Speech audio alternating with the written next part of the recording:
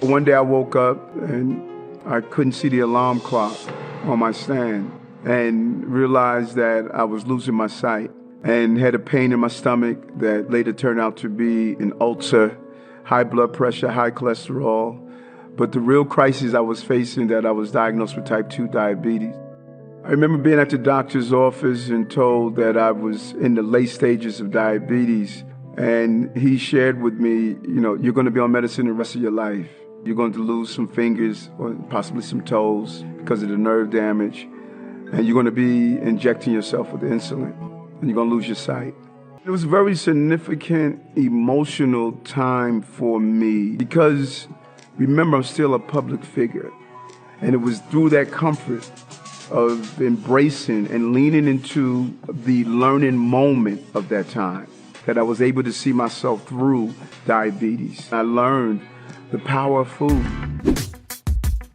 Good morning, everyone. Thank you so much for tuning in. You are listening to Mornings with Nikki Marie. I'm so excited to have my guest here today, the Brooklyn Borough President, Mr. ERICADAMS. He has officially made his announcement to run for the next mayor of New York City. I'm so excited. Thank you so much for joining me on this call today. I know that you are a busy, busy man.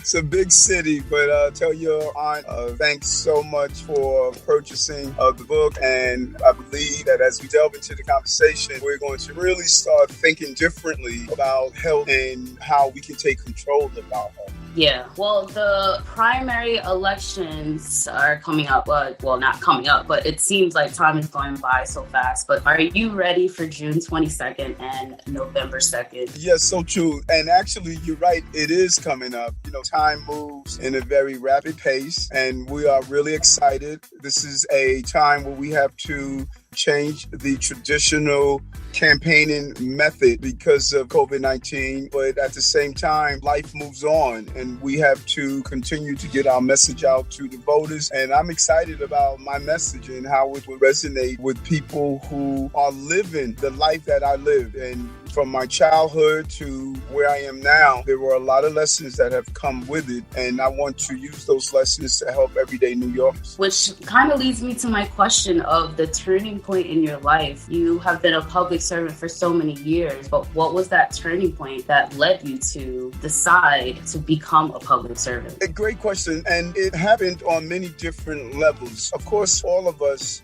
we all have a story that's attached to our journey. And I found that at various places and times, I was in a real dark place. And the first time that happened was when I was a child.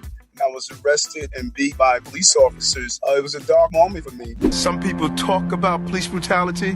I want to tell you how it is to live through it. We moved from Brooklyn to Queens when I was young. It was not always easy. As a child, I'll carry a garbage bag full of clothing to school, afraid that we would be evicted from our house for not paying the mortgage. When I was 15, my brother and I fell into trouble. We were arrested, and we were brought here to the 103rd Precinct in South Jamaica, Queens. One of the police officers stated, "How do you like a beatdown?" He brought us downstairs, and he beat us. He kicked us over and over again. When my mom came to get us, they said, "Leave them. They'll never amount to anything." That was a dark place. My life could have gone a different way, full of bitterness, but I had people who loved me and a determination to change things. So I became a police officer to bridge the gap between us, to make us all safer, and to take on systemic racism from within. It's why I took on police brutality while I was a police officer myself. Why I became a state senator to take on corruption and fight for civil rights for everyone. Fighting the rights for individuals merely to marry the people they love. And why I'm proud to serve as Brooklyn Borough President to make local government work for people again. We're in a dark place right now, a dark moment for New York and America. Whether it's the pandemic or violence in our streets, we don't feel safe. And too often, city government makes things worse with inefficiency that leads to inequality and holds our people back. But I learned some time ago, sometimes when you're in a dark place, you're not buried, you're just planted. The question is, what are we going to do with the fruits of our harvest? I say it's time to grow, and that means it's time to rise up. My mom was the one that told me, son, if you are fortunate to live long enough, you're going to be misfortunate to experience pain. And how do you turn that pain into purpose? How do you take these dark moments and determine if it's a burial or a planting? And I took that advice and it stayed with me. And so instead of saying, woe is me, when I was arrested and beaten, I started with, why not me? Why not use this terrible experience to turn around the injustices in law enforcement? So that was a significant moment for me. And then throughout my career, there were other significant moments that really helped me evolve into the person I see today. And one of them was my health journey, which was an evolution as well. Yeah. I wonder the things that happen to you, it's kind of like that mentality of if you can't win or if you can't beat them, join them. Because you could have been like completely opposite. So now you're taking on like a more leadership role. So where does that come from, that leadership mentality? Well, I would like to change that. You can't beat them, join them. I would like to change it a little differently. If you can't beat them, change them. And I couldn't beat them. I couldn't deal with the fact that I was abused as a young man by law enforcement. So the goal became change them. Go in and change. Oftentimes, we stay outside and complain instead of going in and change. And that is the focus. If we don't like the way our children are being educated, then we should inspire ourselves to become educators. If we don't like the fact that Black women are dying 12 times the rates as white women and maternal morbidity, then we should go and get into the healthcare system. If we don't like that we don't have healthy access to healthy food in our communities, then we should move to open up healthy stores and healthy alternatives. So the goal is anyone can complain, but a very few people are willing to go in and change, and we need to be in a position of change. And that is what inspired me. Growing up in South Jamaica, Queens, it was difficult when Mom moved us from Brownsville, Brooklyn. Sister, I say it often in my introductory video, we used to go to school with a garbage bag full of clothing because we thought the marshals were going to throw us out of our home. And Mom wanted to make sure that we had a change of clothing if that happened. But we didn't sit back and just say that we couldn't move forward. We continued to progress, and with a loving community that rallied around us, we were able to hold on to that house. Mom still lives there until we were able to get to the point to be self-sustaining. And that's the drive that I witnessed, not only from my mother, but the countless number of mothers and fathers in the communities around me that also had that same drive, and it became a part of me. Well, I think one of the issues that I was trying to see, like your core issue, and it was public safety, health, and the economy. And I'm wondering, are those still very important issues for you to tackle? Yes, but here's something that's very important that I'm going to talk about on the campaign often. We look at issues, the core issues, separately, when in fact it's so important to look at the universal source that we are having these core issues in the first place. We are trained, unfortunately, to look at how do we address symptoms. People don't go to underlying causes. And my campaign is going to be about inefficiencies of our city that's leading to inequalities and gives way to injustice. That is what is happening in our city. We run cities across America in the spirit of what Archbishop Desmond Tutu stated. He said, we spend a lifetime pulling people out of the river. No one goes upstream and prevents them from falling in the first place. We run our city in the mindset of downstream, only pulling people out of the river. It's time to go upstream. And so when I talk about affordable housing, health, education, mental health illnesses, all of those issues are self-inflicted wounds based on our failures to govern our city upstream.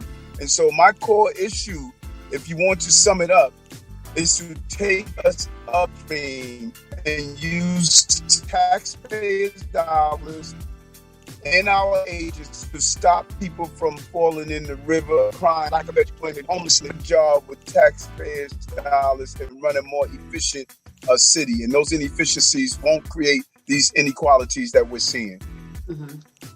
Well, you can read the headlines, but I want to talk about the power of taking control of your health, the power of knowing what you are consuming. So you have a new book, which is Healthy at Last, a plant-based approach to preventing and reversing diabetes and other chronic illnesses. So, in my opinion, habits become our lifestyles. For me personally, I don't have the greatest eating habit, but what was the thing that helped you mentally prepare for this change? Because now you're eating more you're on a plant-based diet. Yes, and it's so important that when you are given a wake-up call, you have a choice of hitting the snooze button or getting up. And I was given a wake-up call when I woke up one day and I couldn't see the alarm clock because I lost my sight in my left eye. I was losing in my right. The doctor stated that I was going to be blind. I had permanent nerve damage, what they stated at the time, in my hands and feet that could lead to amputation, high blood pressure, high cholesterol. I was diagnosed with type 2 diabetes, something that 30 million Americans are experiencing. 84 million are pre-diabetic. And so it is the chronic diseases that we see is something that's we've normalized in our community. And after going to 5 doctors that told me the same thing, that it was hereditary, there was nothing I can do about it, this was my new norm, I made the determination of doing something different. I decided to do my own research and found that there was a way to reverse my diabetes without medicine, and that was to look at the food that I was eating. And when I started to study the food, I saw that it was processed, over salt, over sugar, unhealthy, lacking fiber. Our bodies are machines, like the car needs gas to run. Our bodies need nutrition to function. It would chuck along for years, for 50, 60 years, but eventually it was going to break down. And so once I made that switch, my body had the right food, fuel to function. And with the real mental shift came from my son when I told him that I was, diabetic. And he said, "Dad, you mean to tell me you drove from service station to service station to put the best gas in your car, but you did not put the best food in your body? You try giving a sister a pair of knockoff red bottom shoes. She'll hit you with them. Try giving her a knockoff Coach bag, or a knockoff Gucci. It won't be accepted. Yet we're eating knockoff foods every day. We're putting things in our bodies, so we pay more attention than the external, than the internal. Right. And so some folks say to me, well, you know what? I don't have time to cook. I don't have time to shop. I don't have time to eat healthy. You know what? You may not have time in your mind not to do that, but you will have time to go to dialysis 3 days a week, 3 hours a day.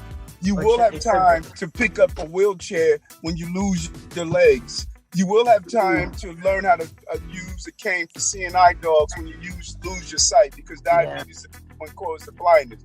So either you make time to prevent those things that are going to cause you not to have the time you want. And that was my wake-up call.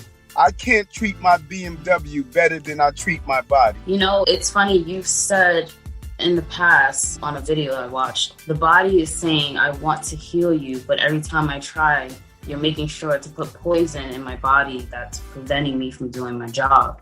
So I think it's more of a mental, a habit, and also affordability. You're right on the mental issue. It's mental. It is extremely important that we change our mindset. And that's some of the things I talk about in my book, Healthy at Last. How we must change the way we think. We need a paradigm shift and how we view life. But there's the affordability issue is something we need to really examine. You and I both know Black folks are consumers, and we spend billions of dollars on things that we want to. And so, yes, we need to deal with food desert, food apartheid. We need to deal with the fact that in many places we don't have the healthy food that we want. But we also need to look at what we have available and say, are we doing the best that we could possibly do? You can walk into any corner bodega and you could get dry beans and dry lentils and other important spices that are just as good. You know, for the first week, as I learned how to change my diet, I made vegan burgers and stews with beans and lentils and legumes and oats. These are healthy, nutritionally bound foods. Quinoa is one of the most healthy, nutritionally balanced foods you want. And quinoa is right in your local bodega. It's not that we choose to say, here's the reason why I can't. And I say to your listeners, I want you now to say, here's the reason why I must. It's not acceptable that we're allowing other people to control something that's important, and that's our health. Yeah. Why was it so important for you to write this book? Because you could have easily said, you know, I'm going to change my life and I'm going to change the lives of my family, and that's it. That's a great question. Because remember what I said in the beginning. Mom said you're going to find yourself in dark places. Decide if it's a planting or a burial. And if it's a planting, then the fruits of your harvest must go out to feed other people. So that book is the fruit, one of the fruits of my harvest. I want other people to be fed. A chronic disease hijacks your life. You're no longer yourself. You lose your productivity, the strain on your family. You're unsure if the next operation, did it spread? Am I going to have to go to dialysis? And I don't want families to live that way. Right. I believe it's important that at least you have the information, because life is about choices. And I wanted to have a real simple conversation, not to talk down to people, but to engage in a conversation as a family member that loves them. I love my community, and I know that if we're given the right information, we can make the right changes in our lives. I think every church every faith-based institution should have a health ministry. And we engage and use the power of prayer as we continue to lift each other up in a very healthy way and not live in a state of just total crisis and trauma because of preventable diseases. Yeah. Well, my last question. The former mayor, David Dinkins, passed away. And you stated in a press release that Mayor Dinkins was not just the first Black mayor. He was not just a symbol. He was both our effective advocate and confirmation of a long-held hope that our lives matter to our government. So that leads me to the question about you. The people you look to for guidance, what mark did they leave on your life? And also, what mark would you like to leave on the lives of others? Thank you so much. And Mayor Dinkins was my hero. He was not only my hero because of how he impacted me, but how he impacted my son, and his impact will continue to be felt. I want us to step outside of what we know. We must unlearn to learn.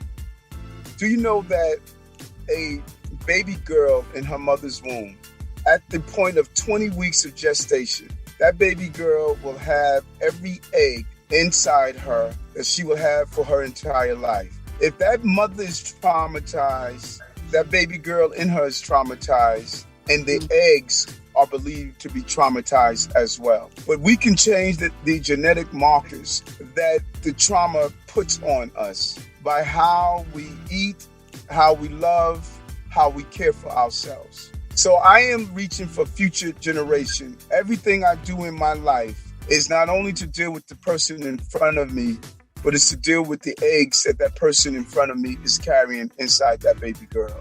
We can change generations if we unlearn what we learn and start to understand the importance of the pedagogy of love. We must take care of ourselves. The power is within us. Know thyself, be thyself, believe in thyself. That is my message, and that's the legacy I want to live. Amazing. I always know you tell it how it is. No chaser.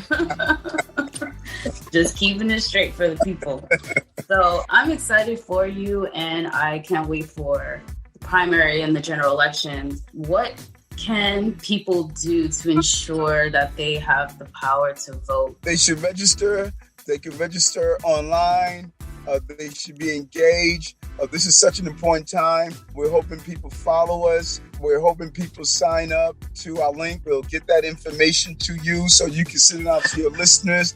And we want to encourage young people to be part of this movement and learn how to power change in one of the most important elections in our country, the election for the mayor of the city of New York. And so we are really engaged, and we want to engage our community as well. Awesome. All right. Thank you so much for calling in today and taking the time. I know you're on the move, so I will share this information with my listeners. And thank you all so much for watching.